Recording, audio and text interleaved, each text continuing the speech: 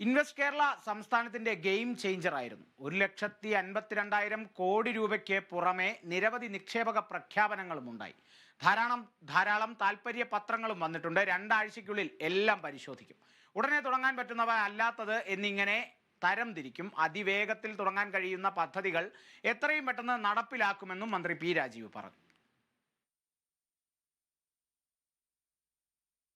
ചില ഇഒയ്ക്ക് അവർക്ക് ചില നിബന്ധനകളിലായിരിക്കും. അതിപ്പോ മറ്റ് ഇൻസെന്റീവുകൾ എന്തൊക്കെയാണ്, ചിലതിൽ മറ്റ് ഭൂമി സംബന്ധിച്ചുള്ള ചില പ്രശ്നങ്ങൾ എന്തെങ്കിലും ഉണ്ടോ, ഇതെല്ലാം ഒന്നുകൂടി വിശദമായി നമുക്ക് വിലയിരുത്തേണ്ടതുണ്ട്.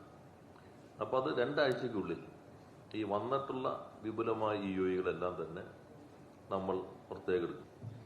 അപ്പൊ അതിൽ ഒന്ന് ഉടൻ തുടങ്ങാൻ പറ്റുന്ന എത്രയുണ്ട്, ഒരു നിശ്ചിത സമയത്തിനുള്ളിൽ തുടങ്ങാൻ പറ്റാവുന്ന രീതിയിലുള്ള പ്രപ്പോസൽ എത്രയുണ്ട്.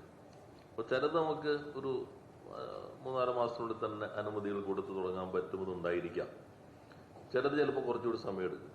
അപ്പം അങ്ങനെ നമ്മൾ ഒരു കാറ്റഗറൈസേഷൻ നടത്തും.